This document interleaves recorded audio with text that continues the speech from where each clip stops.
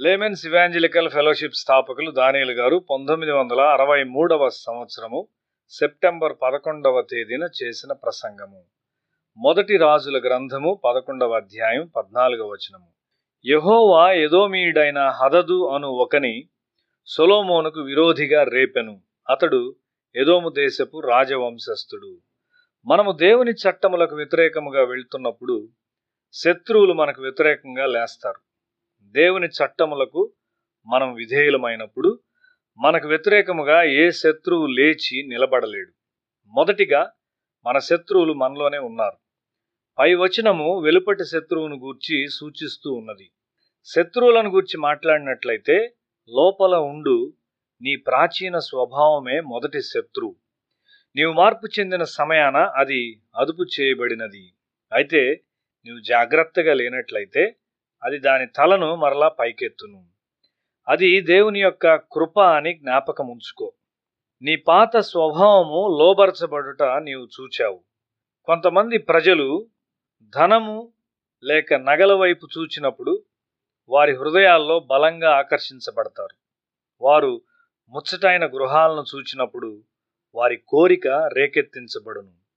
అయితే దేవుని కృప ద్వారా మనం వాటిని లోబర్చాము. వాటి కొరకైన ఆకర్షణ మనకు లేదు. ఇప్పుడు ఏ పురుషుడు లేక స్త్రీ మన హృదయాల్లో దురాశకు చెందిన కోరికలను లేపలేరు. మనము ఒక సంఘమునకు వెళుచున్నప్పుడు మన హృదయాలు చాలా పవిత్రంగా కాపాడబడతాయి. శిలువ శక్తి ద్వారా మనము దుష్ట స్వభావమును లోబరిచినాము. అది గొప్ప లాభము. ఇది ఒక గొప్ప విజయమని క్రైస్తవేతరులకు తెలియదు.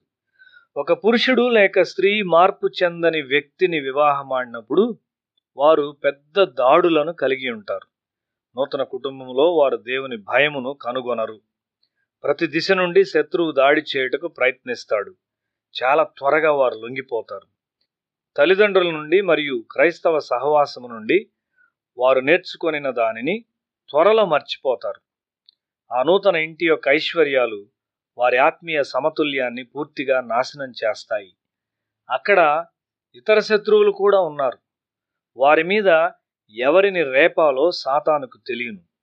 పిల్లలు చాలా అమాయకంగా తిరుగుచున్నారు. కొంతమంది దుష్టులైన పురుషుడు లేక స్త్రీ వారికి శోధన తెచ్చును. అది ఒక శత్రువు. శత్రువు ఒక చిన్న బిడ్డను పట్టుకున్నప్పుడు కుటుంబంలోని శాంతి భంగపరచబడుతుంది. నీవు దేవుని చట్టములకు విధేయుడు అయినప్పుడు నీ కుటుంబములో సమాధానం ఉంటుంది. ఎటువంటి సమాధానాన్ని నీవు అనుభవిస్తావు? ఎంత అందమైన సఖ్యతను నీవు అనుభవిస్తావు? ఇంటిలో అనుమానం ఉండదు. నీవింటిలో డబ్బు ఎక్కడ పెట్టినా అది భద్రంగా ఉంటుంది. ఇంటిలోని ప్రతిదీ దుష్టులైన శత్రువుల నుండి భద్రంగా ఉంటుంది. మొట్టమొదటిగా సొలొమోను లోకాశలకు లొంగిపోయాడు. తన తండ్రి యొక్క భక్తిని బట్టి దేవుడు అతనికి గొప్ప ఐశ్వర్యాన్ని ఇచ్చాడు. అతడు దాన్ని మర్చిపోయాడు. అతడు ఆ భక్తిని పోగొట్టుకొనటం మొదలుపెట్టాడు. అప్పుడు సాతాను అతనింటి మీద దాడి చేశాడు. ఎదోమీయుడైన హదదుతో పాటు చాలా దుష్టత్వంతో నిండిన యెరోబాము అతనికి వ్యతిరేకంగా లేచాడు. అతడు ఒక అసాధారణమైన సాహసము గల మనిషి. నీ కార్యాలయంలో ఒక దుష్టుడైన వాడు నీకు వ్యతిరేకంగా లేచినట్లయితే నీలో ఏదో తప్పు ఉన్నది అని జ్ఞాపకం ఉంచుకో. నీవు దేవుని చిత్తములో జీవిస్తున్నప్పుడు నీకు వ్యతిరేకంగా ఎవరు తన చేతిని ఎత్తి తప్పించుకొనలేరు. చాలా త్వరగా శిక్ష అతని మీదకు వస్తుంది. నీతో మొరటగా వ్యవహరించకుండానట్లు ప్రజలు అర్థం చేసుకొనగలుగుతారు. ఈ లోకంలో ఒక మనిషి పదోన్నతి పొందినప్పుడు తన చుట్టూ ఉన్నవారు ఏదైనా కీడు చేయుటకు కోరతారు. ప్రత్యేకముగా ఇండియాలో ఈ విధముగా ఉండును. నీవు క్రీస్తునకు చెందినవాడవైతే శత్రువులందరూ లొంగిపోవునని నిశ్చయించుకో. పాస్టర్ షీకి వ్యతిరేకంగా చైనాలో శత్రువులు లేచారు. వారు నాశనమైపోయారు.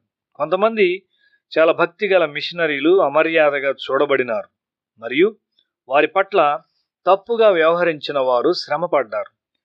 ఆ మనుషులకు వ్యతిరేకంగా వెళ్ళుట ప్రమాదకరమని వారు గ్రహించారు.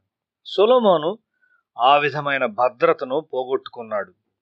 ప్రార్థన, క్రమమైన బైబిల్ ధ్యానము మరియు దేవుని వాక్యమునకు విధేయత చూపుట ద్వారా నీ కుటుంబం చుట్టూ ఒక కంచెను నీవు కట్టావు. దాన్ని సాతాను ఛేదించలేడు. కాబట్టి దేవుని వాక్యమునకు విధేయుడు అయిండునట్లు జాగ్రత్త కలిగి ఉండవలసి ఉన్నావు. నీవు వాక్యమును బోధించుచుండగా అది నీకు చాలా పరిచయమైనదై సామాన్యమైనదిగా నీకు ఉండగలదు. కాబట్టి మనము చాలా జాగ్రత్తగా ఉండాలి. మనం బోధించినప్పుడు దాని ప్రకారము జీవించుటకు మనము జాగ్రత్త వహించవలసి ఉన్నాము.